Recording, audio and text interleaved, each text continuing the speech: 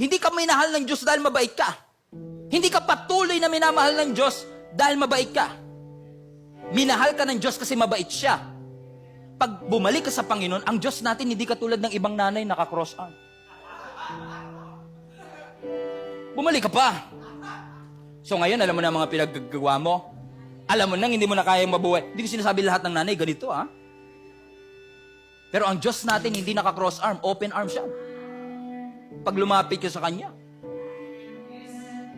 That while you were still a long way off, the Father saw Him, ran to Him, embraced Him, kissed Him, restored everything back to Him. Kaya I want to invite you mga kapatid to church. Alam niyo, ang church is never for perfect people with perfect lives. Never ang Gia Kamanaba naging simbahan para sa mga perpektong tao. Sabi nga ni Jesus sa Mark chapter 2, ang mga healthy tao hindi kailangan ng doktor. So kung may sakit ka, hanapin mo doktor. Kung ang bahay mo nasusunog, tawagan mo bumbero.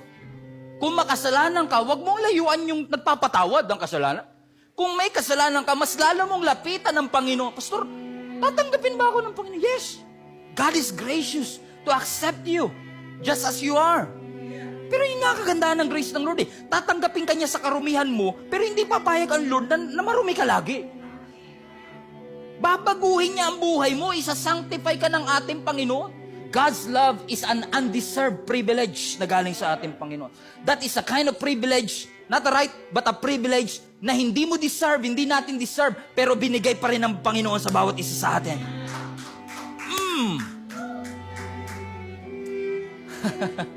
So you are not qualified based on your qualifications.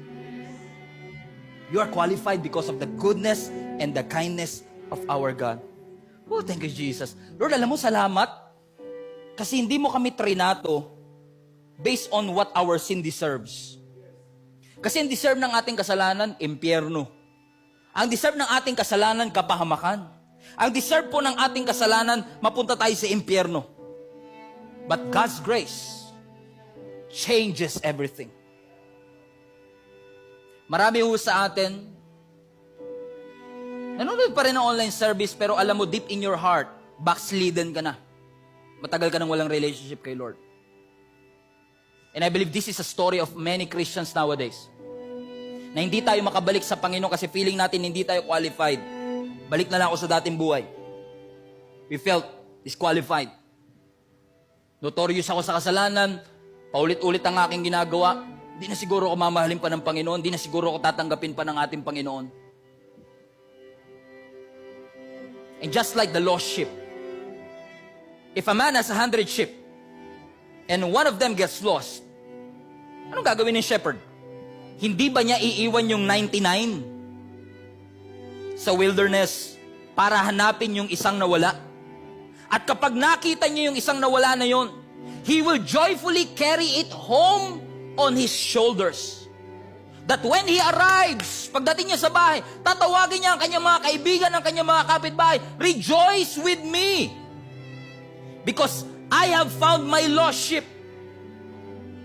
And in the same way, there is more joy in heaven over one lost sinner na nagrepent at bumalik kay Kristo, over the 99 others who are righteous and haven't strayed away. Really? Iiwan ng shepherd yung 99 para sa isa? That's illogical.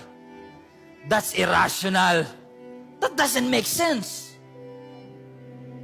Until that one lost sheep is you. Until you realize, galit na galit tayo sa isang tao na pinag-aaksayahan ng Panginoon. Hanggang ma-realize natin, what if ako na yun? What if ako yung hindi makalapit sa Kanya? And I thank the Lord for His grace and His mercy, because His grace changes everything. The grace of God put an end to all our hard works, put an end to all our efforts, and say, yes, kailangan natin mag-effort, kailangan natin mag-hard work, but all of these are just results, all of these are just fruits of what Jesus has done for us.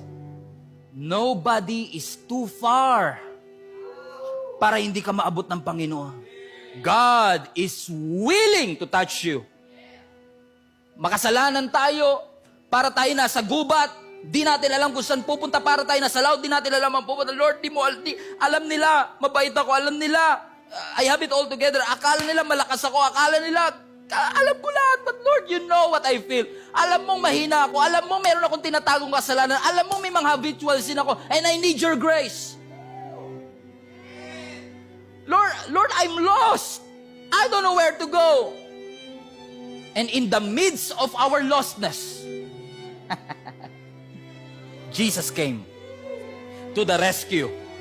And God said, I am the way, I am the truth, and I am the life. No one comes to the Father except through me. So my friends, receive God's salvation. That salvation is not a goal. That salvation is not something that you have to achieve. It is a gift that you need to receive.